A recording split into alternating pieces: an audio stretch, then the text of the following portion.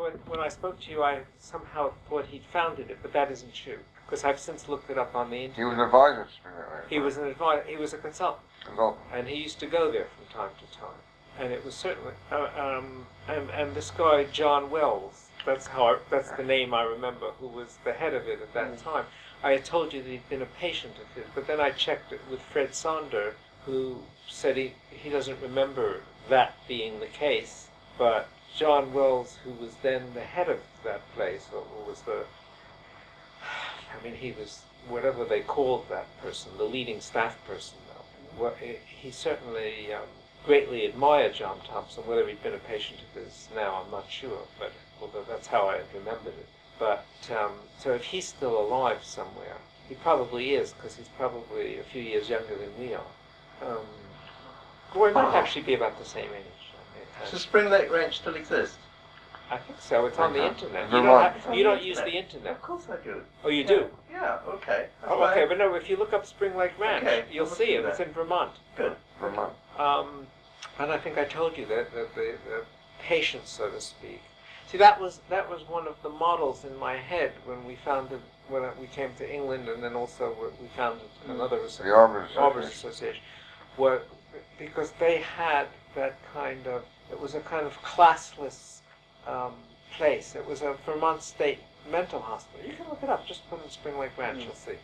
And I tried to find John Wells, but I couldn't. I mean, the internet begins long after that period, you see. So, but the Spring Lake Ranch, you can find the history of it there on the internet. And I told you, as far as I remember, it's a state hospital in Vermont, and they would have a psychiatrist come from the wherever the capital is of Vermont, but he would come and visit.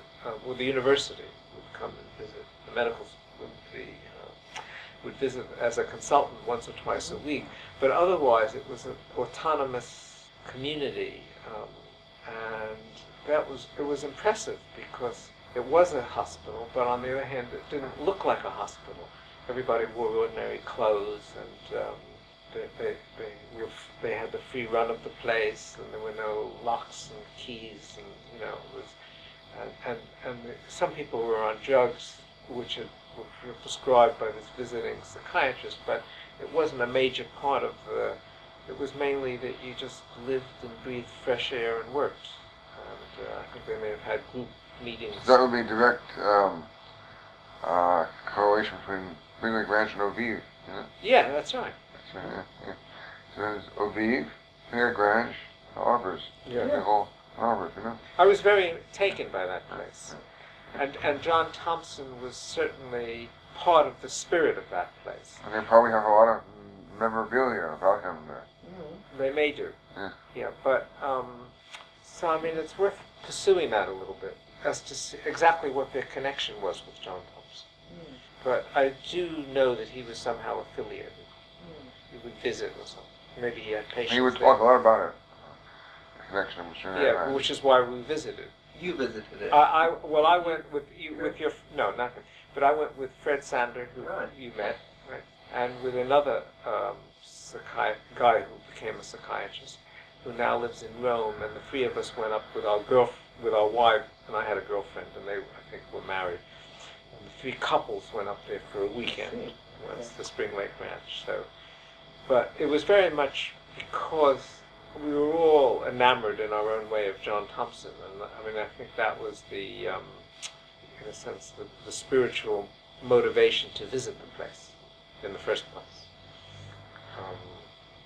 And I think I told you that, as I remember, they all used to process maple syrup. It was what the patients, so to speak. I don't know if they were even called patients. And I think I also told you that Mia Farrow's brother was there at that time.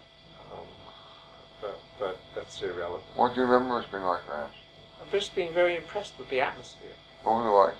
Well, it was. Like a hippie commune?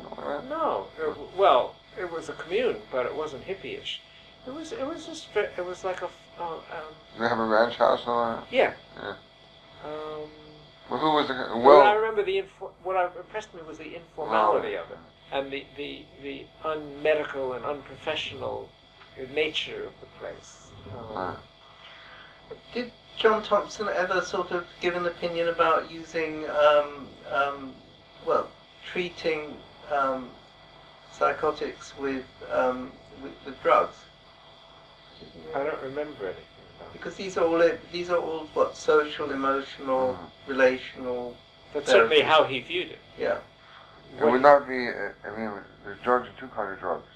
There's psychotropic drugs and like LSD. And then, I use the right word, psychotropic. Yeah. Yeah, you could say that. Or a psychic drug. Psychedelic drugs. And then, psychotropic is more like tranquilizers. No? Yeah. Psychotropic and psychedelic, that's right. So it would be more in his spirit, I think, psychedelically rather than psychotropic. Yeah. Did he ever? Although I don't have a memory of that. I don't think I can't remember his view about it. He certainly wouldn't have been interested in the tranquilizers, the antipsychotic. They're called now antipsychotic drugs. They were around then. He would not have been interested in the administration. His treatment was all personal. Interpersonal, and sitting with people and listening to people and study people. By the way, did you ever get the name of the artist who, remember, he said, don't give me that shit, Who was this artist who became a famous sculptor in New York? No, I don't know.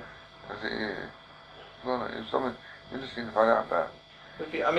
There is one artist whom John Thompson treated called Barry Bandler, but that's the only.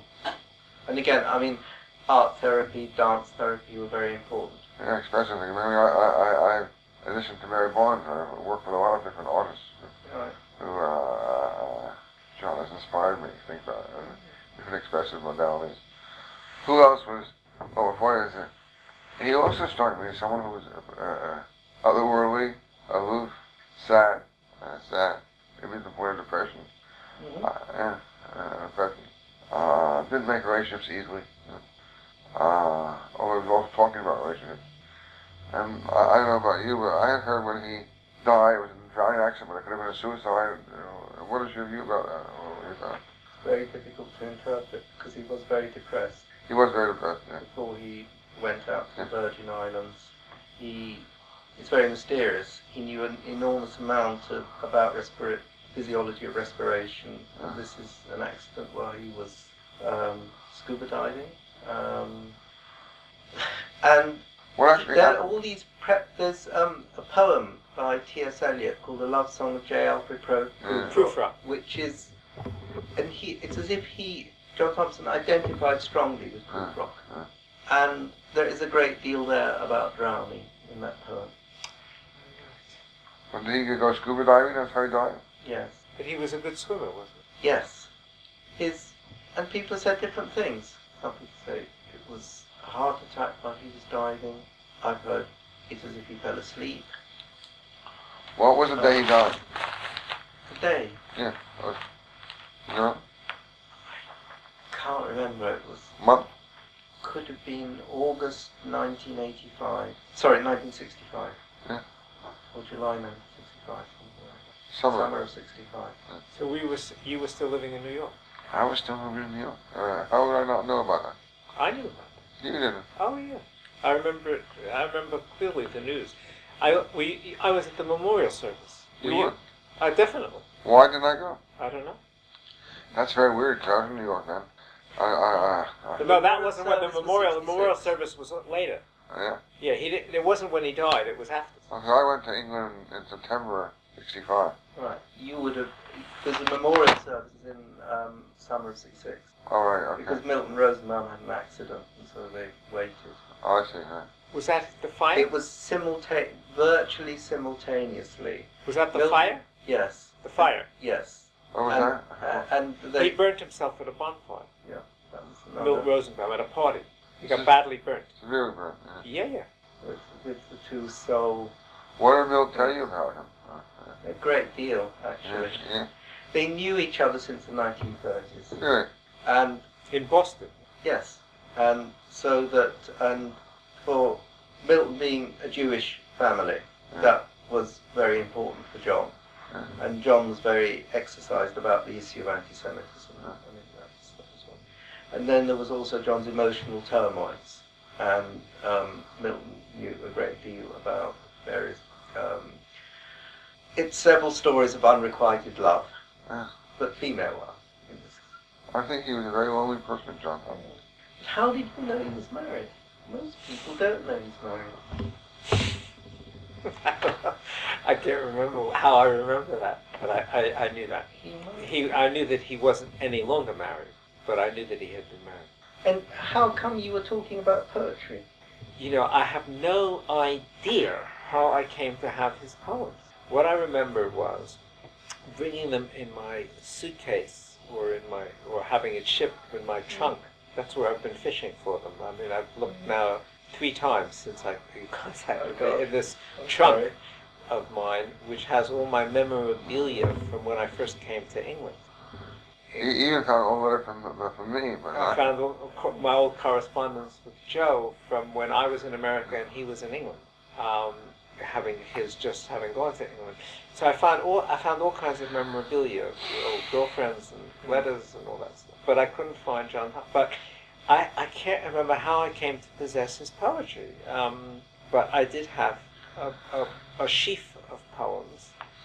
And I think I mentioned that I had tried, it was a poetry reading at Kingsley Hall within months of my arrival in England. And I had never written any poems myself, but I wanted to read John Thompson's poems at this poetry reading.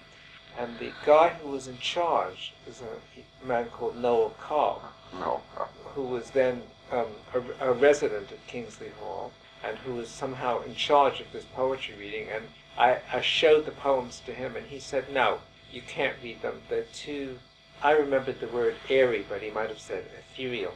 But he thought they were too something or other to be presented at this poetry. So he vetted them. And so they never got read. And I had them then, but I don't know, that was 67. I don't know where, I don't think I've seen them since, but I just assumed they would be in that chunk, and they weren't there when you asked about it. So I have no idea how I came into possession of them. He might have given them to me, but I have no, I just don't. To get back to Milton, what other things did Milton say about him? Milton said, well, we were like two halves of one person. They were very, very close. But also very different. Yes. Very different, yeah. So that's Milton being very grounded. Yeah, that's right. And John being very ethereal. Yeah. Did he smoke? Do you remember John Thompson smoking? I don't remember. Do you know if he smoked cigarettes? Okay. You don't. I remember, mainly he had this huge hi-fi set in his car and the balcony and everything. Beautiful modern flat. Read in preparation for it by a French author. And are you thinking of Carl Jasper's? No. Are you thinking of Minkowski? No, it was. Maynard Boss? No. You will. Oh my gosh, what the hell was that guy's name? The books were very peculiar, but. So Space and Time? Yeah, they were. I have those books. No. I have them in my library. Well, you'd have to. If you show me, I'll remember. But I remember we read the books because he recommended these books that we read them for the meeting, and they were so peculiar. These books. I mean, they were really. I think I have the books. It was a French author. Well, the books I think I have are by an American about space and time. No. One of them had silence in the title. Yeah, silence. Yeah. Girard. Yes. Jourard. Yes. That might be right. I know it's right. I have the book. And that was the book that John Thompson had us read? Oh, I'm not sure, but that's called Silence. That's the book you're referring to. But I don't know if it was John who had to read us or Lang who had to read it, and had us read that. Could have been Lang. No, but I remember John Thompson asking us to read 2 books for this seminar. They're obviously books that he liked. Okay, I have that book by Girard in my other house, in my office. If I can remember these books, I'm not sure that's right, actually. I think that's another book. Although if I looked at the Girard book, I'd be able to say that is or isn't. That doesn't. You want me to get it? Yeah, that's not the bell. That bell isn't ringing. But yeah, maybe. Yeah, go see if you can.